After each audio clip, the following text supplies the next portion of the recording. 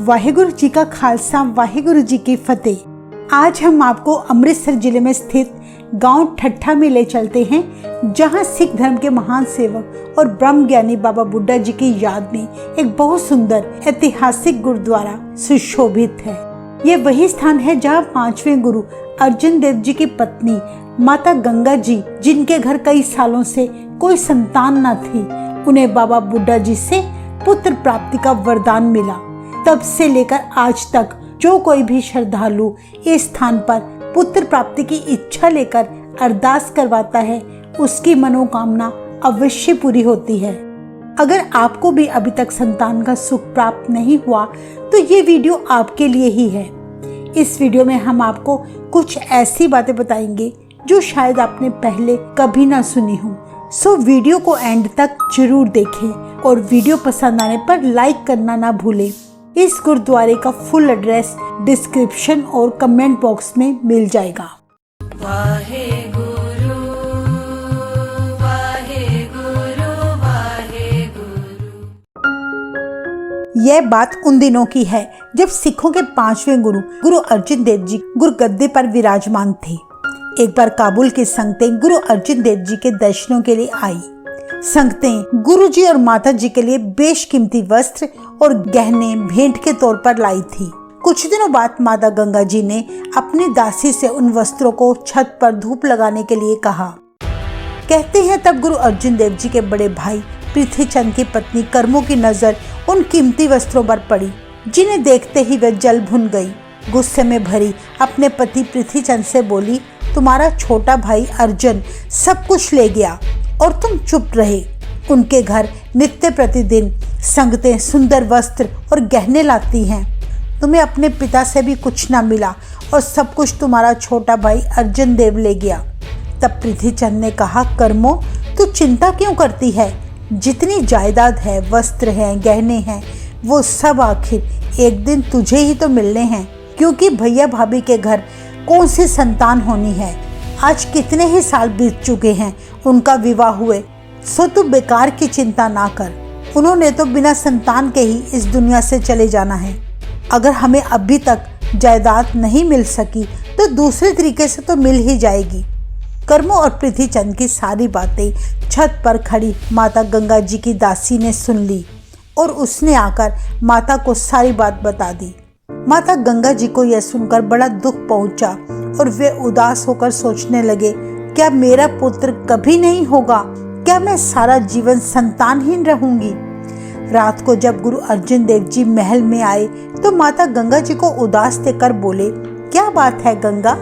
तो उन्होंने कर्मों और पृथ्वी चंद की सारी बात गुरु जी को बता दी और फिर सतगुरु जी के आगे विनती की कि आप जी अपने पास आई हर एक संगत की सभी तरह की मुरादें पूरी करते हैं, तो क्या मैं ही अभागिन हूँ जिसकी मुराद कभी पूरी नहीं होगी?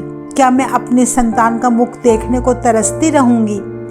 इतने वचन कहकर माता जी ने गुरु जी के चरण पकड़ लिए और विनती की, हे महाराज, मुझे कृपा करके पुत्र का वर दे। सतगुरु जी माता गंगा जी से बोले, आपकी इच्छा जरूर पूरी होगी। भगवान संतों का कहना अवश्य मानते हैं, पर आपकी ये विनती हम नहीं बल्कि ब्रह्म ज्ञानी बाबा बुड्ढा जी ही पूरी कर सकते हैं। आप उनके पास जाकर अरदास करो, केवल वही आपको पुत्र प्राप्ति का वर दे सकते हैं। ऐसी बात सुनकर माता गंगा जी बहुत प्रसन्न हुई। अगले दिन सुबह उठकर उन्होंने दासियों से तरह तरह के व्यंजन तैयार करवाए और अपने रथ पर सवार होकर ढेर दासियों के साथ ये स्थान जो आप देख रहे हैं यहाँ पर आए। उस समय यहाँ जंगल हुआ करता था। बाबा बुड्ढा जी इसी स्थान पर जमीन और पशुओं की सेवा संभाल के साथ साथ बच्चों और बूढ़ों को गुरुमुखी की शिक्षा भी दिया करते थे। कहते हैं जब बाबा जी ने दूर से धूल उड़ती देखी तो उन्होंने अपने सेवक से पूछा, ये धूल क्यों उड़ रही है? क्या कोई फौज आ रही है? तो सेवक ने कहा, बाबा जी फौज नहीं, गुरु अर्जन देव जी के महल माता गंगा जी अपने रथ पर सवार होकर यहीं आ रहे हैं। बाबा जी सहज स्वभाव बोल उठे, गुरु परिवार को क्यों भगदड़ पड़ गई? ऐसे शब्द सुनकर सेवक घबराकर माता गंगा जी को रोकते हुए बोला, माता जी आप रथ इधर ही रोक लें और बाबा जी के पास पैदल जाने की कृपा करें। इतना कहकर वह माता जी से बोला। बाबा जी के मुख से आपके रथ की धूल उड़ती देख स्वाभाविक ही वचन निकल गया कि गुरु परिवार को क्यों भगदड़ मच गई है। हे माता जी, आपने तो बाबा जी से श्राप ले लिया है। इतना सुनकर माता गंगा जी निराश मन से वापस महलों में लौट गए और अपने पति अर्जुन देव जी से सारी बात बताते हुए बोले, मैं तो बाबा जी से श्राप ले आई हूँ, अब मैं क्या करूँ। गुरु जी सब कुछ जानते थे।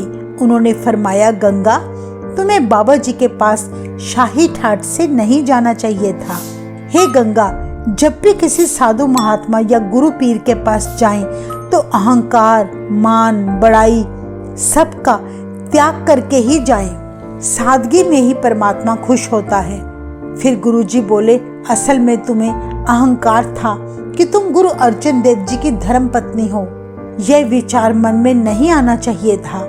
माता गंगा जी बोले, महाराज, बाबा बुड्ढा जी गुरु घर के सेवक हैं, जबकि आप श्री गुरु नानक देव जी की 5वीं जोत हैं और सब कुछ करने में समर्थ हैं। इसलिए आप ही मुझ पर मेहर करें, मुझ निमाने की इच्छा पूरी करें। कृपा निधान जगत के कर्ता धर्ता गुरु अर्जुन देव जी ऐसी बात सुनकर हंस पड़े। उन्होंने कहा, ब्रह्म ज्ञानी बाबा बुड्ढा जी ने तो गुरु नानक देव जी की सेवा करके सब कुछ ही पा लिया है। उनके पास बेअंत खजाने हैं। वो गुरु घर के सिर्फ सेवक ही नहीं, बल्कि उनको गुरुओं के समान दर्जा प्राप्त है। गुरु अर्जुन देव जी की बात सुनकर तब माता गंगा जी का शीश झुक गया। कहते हैं अगले ही दिन माता गंगा जी ने अमृत समय उठकर गुरु अर्जुन देव जी के कहे अनुसार खुद चने पीसे और गेहूं के आटे में मिलाकर उसमें नमक डालकर आटा गूंधा। उसकी मिस्सी रोटियां तैयार की और रोटियों पर मक्खन लगाया। उन रोटियों के ऊपर एक प्याज रखा। साथ ही कुछ मक्खन दही की लस्सी तैयार करके गड़वा अपने सिर पर रखकर नंगे पैर माता गंगा जी एक दासी के साथ बाबा बुड्ढा जी के पास पहुंच गए। सर्वकला संपूर्ण ब्रह्म ज्ञानी बाबा बुड्ढा जी पहले से ही जान चुके थे कि उनके सदगुरु जी ने एक खेल रचाया है। माता गंगा जी को अपने पास आता देख बाबा जी अपने आसन से उठे और माता जी की ओर दौड़े। उन्होंने माता गंगा जी को प्रणाम किया और उनके सिर से लस्सी का गड़वा और रोटियां पकड़ ली। कहते हैं कि फिर बाबा जी एक बेरी की छाया में जमीन पर बैठकर रोटियां खोलते हुए बोले, माता जी, आप धन्य हो। आप अपने पुत्र बुड्ढा के लिए नंगे पैर पैदल चलकर रोटियां लाए हो। आप तो पहले से ही जानते थे कि आपके पुत्र को बड़ी भूख लगी हुई है।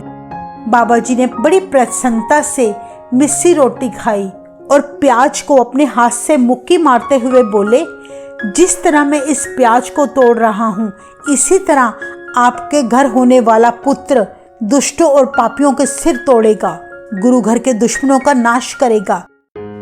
इसी स्थान पर जिसके आप अब दर्शन कर रहे हैं, यहीं पर बैठकर बाबा बुड्ढा जी ने माता गंगा जी को संतान प्राप्ति का वर दिया था। कहते हैं कुछ महीनों बाद माता गंगा जी के गर्भ से बालक हरगोबिंद साहिब जी का जन्म हुआ और इस तरह बाबा बुड्ढा जी के कहे वचन सत्य सिद्ध हुए। आज इसी स्थान पर बाबा बुड्ढा जी की याद में गुरुद्वारा बीड़ बाबा बुड्ढा साहिब सुशोभित है। आइए दर्शन करें इस गुरु घर के।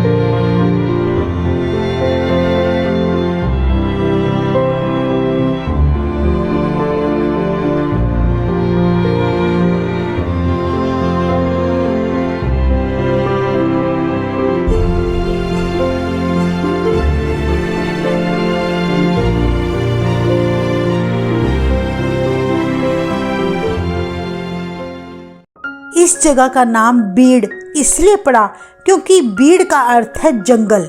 यहाँ पर पहले जंगल हुआ करता था। बाबा जी का ज्यादा समय यहीं बीतने के कारण इस जगह का नाम बीड़ बाबा बुड्ढा जी रखा गया। माता गंगा जी को वर देने वाली इस ऐतिहासिक घटना के बाद से जिन लोगों को संतान प्राप्ति का सुख नहीं मिला, वे श्रद्धालु बड़े प्रेम से मिस्सी रोटी, लस्सी और प्याज लेकर बाबा जी के आगे अरदास करवाते हैं और गुरु नानक देव जी के प्यारे सेवक बाबा बुड्ढा जी के इस गुरु घर में सबकी मुरादें पूरी होती हैं। इस गुरु घर में संतान प्राप्ति का वर मिलता है। इस बात को जानकर देश विदेशों से भी संगतें यहाँ आती हैं और नतमस्तक होती हैं। यहाँ एक और बात ध्यान देने वाली है कि आम दिनों में बाबा बुड्ढा जी के इस गुरु घर में संगतों का भारी इकट्ठ देखने को मिलता है। कितनी मान और इज्जत बख्शी है गुरु नानक देव जी ने अपने सेवक बाबा बुड्ढा जी को। जब हम इस गुरुद्वारे में पहुंचे तो एक अनोखी चीज देखने को मिली थी। लंगर के अलावा इस गुरु घर में आने वाले हर श्रद्धालु को मिस्सी रोटी का प्रसाद मिलता है। प्रसाद लेते वक्त हमें भी तब ऐसी फीलिंग आई जैसे यह प्रसाद खुद माता गंगा जी हमें दे रहे हों। हमने पंजाब के बहुत से गुरुद्वारों में विजिट किया है, पर इस गुरु घर में आकर हमने एक अलग ही तरह का एक्सपीरियंस फील किया।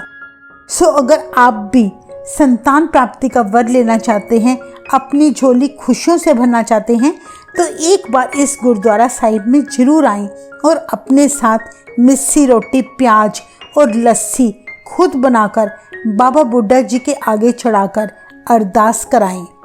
आप सबकी मुरादें ब्रह्म ज्ञानी बाबा बुड्ढा जी अवश्य पूरी करेंगे। इस गुरु घर का फुल एड्रेस हम डिस्क्रिप्शन और कमेंट बॉक्स में डाल देंगे। आप जब कभी भी इस गुरुद्वारे में आए तो हमारे साथ अपना एक्सपीरियंस जरूर शेयर करें। अगर आपको ये वीडियो अच्छी लगी तो आप इसे लाइक और शेयर करना ना भूलें। हम फिर मिलेंगे ऐसी ही एक और नई इंटरेस्टिंग वीडियो के साथ। वाहेगुरु जी का खालसा, वाहेगुरु जी की फतेह।